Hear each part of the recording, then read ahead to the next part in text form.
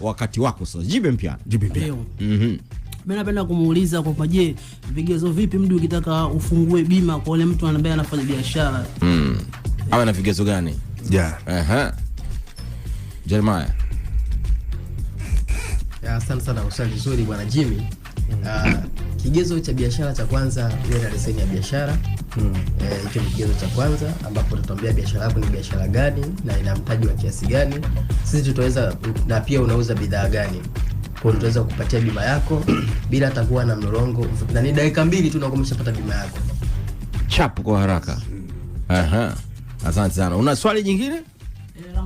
La mwisho. Piga swali. Na napenda kujua ni kwamba bima ya chini kabisa kwenye biashara shilingi ngapi na mwisho kabisa juu ni shilingi ngapi?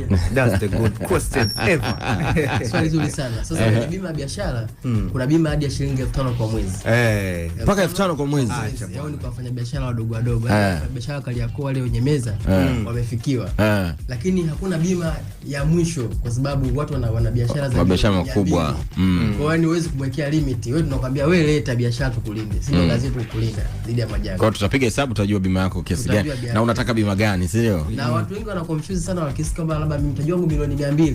Anajua bima yake pia atalipa milioni 200. Hapana. Kwa mfano mtu mwenye mtaji wa milioni 200 kwa bima anayolinda dhidi ya majanga ya moto. Yaani haiwezi kazidi 300,000. Acha bwana. Yes, haizidi 300,000. Huo mtaji wa milioni 200 hapo. 200. Hapo analinda dhidi ya moto. Kwa 300,000 tu kwa mwaka. 300,000. Hapo kwa watu wengi wanashindwa kati ya bima kesi kwamba labda ni bei ghali sana. Lakini bima ni bei rahisi sana.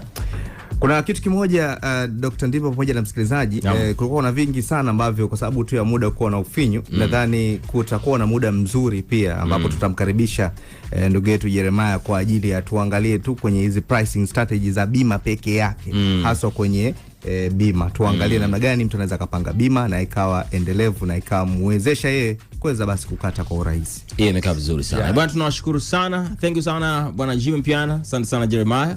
Lakini zaidi thank you for TS family. Katika kuhakikisha mambo leo yanakwenda vizuri. Tukao tukizungumzia, je, unajua umuhimu wa bima kwenye biashara yako? Umepata